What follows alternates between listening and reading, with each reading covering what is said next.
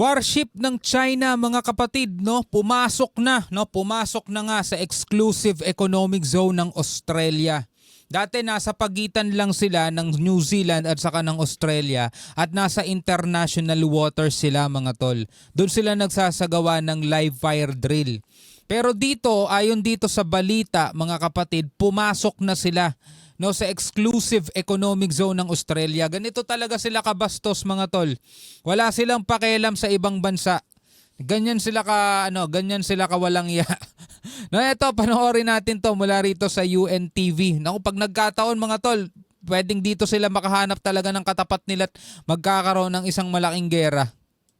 Kinumpirma ng ilang opisyal ng New Zealand Defense Force na muling nakapasok ang People's Liberation Army Navy Flotilla ng China sa Exclusive Economic Zone ng Australia. Ito ay matapos maglabas ang Royal New Zealand Navy ng ilang mga larawan ng mga nasabing sasakyang pandagat ng China. Grabe no, hindi basta-basta sasakyang pandagat to, warship tong mga to eh. Pandigma tong mga barko na to eh. Biruin mo, ang China nandirito tapos Australia nasa baba, napakalayo nung nilakbay ng mga pandigma nila para pumasok lang sa exclusive economic zone ng ibang bansa na libu-libong milya na layo sa kanila. Kapit na sa mga baybayin ng Australia at New Zealand. Nagsagawa noong nakaraang linggo ng live firing exercises ang mga nasabing warship ng China sa silangang baybayin ng Australia na nagdulot ng mga trans-Tasman flight diversions.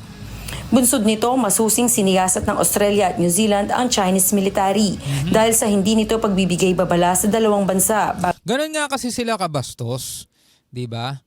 Gusto nga nila mga tol mag-dominate eh. Gusto nga nila parang gusto na nga ata nilang sakupin ng buong mundo mga kapatid eh, no?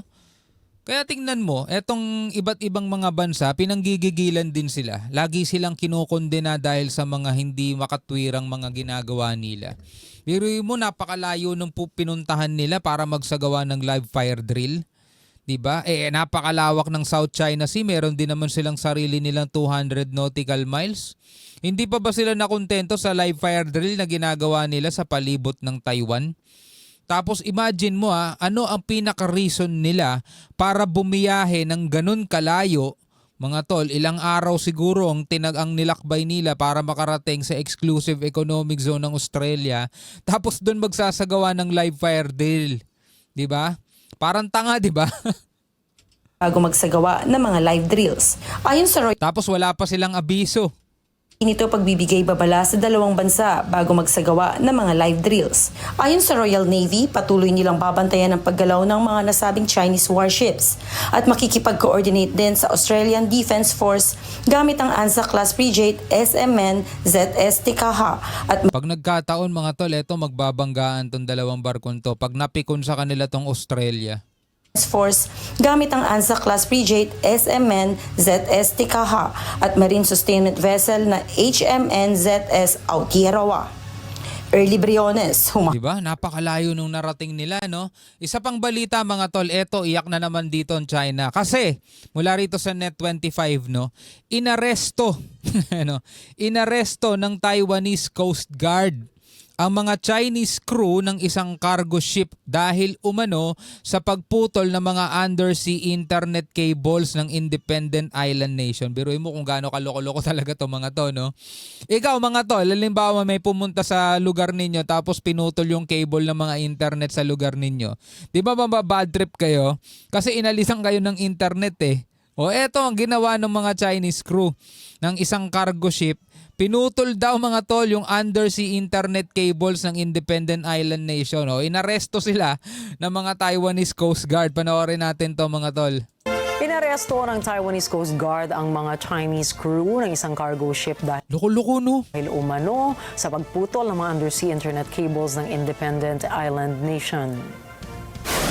Ayon sa investigasyon ng Taiwanese National Ministry of Defense, ang nasabing barko umano ay siyang nasa likod ng pagkakaputol ng kable na nagkokonekta sa Taiwan at Penghu na nagresulta sa pagkawala ng komunikasyon sa pagitan ng dalawang teritoryo. Yun lang. Eto lang talaga mga tol, matitibay din kasi yung Coast Guard nitong Taiwan. Kahit na maliit na bansa lang sila.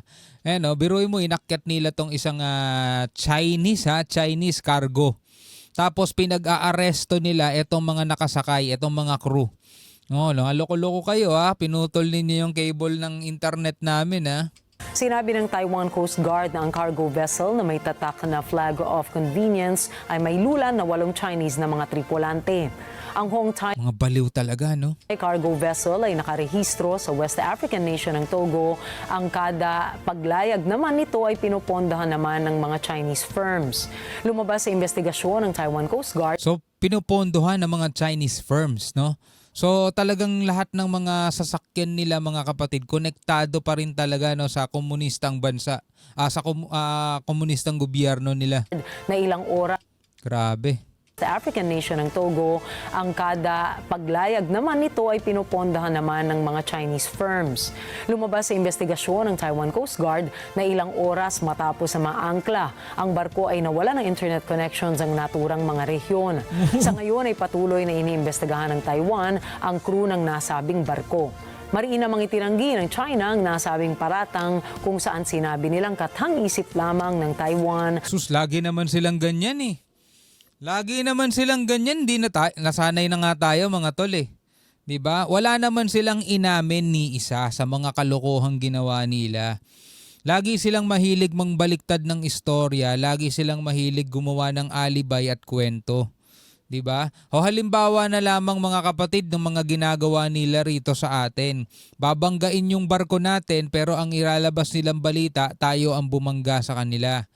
Wawater cannon nila tayo ang sinasabi nila dahil pumapasok daw tayo ng illegal sa kanilang teritoryo at professional daw ang kanilang ginagawa.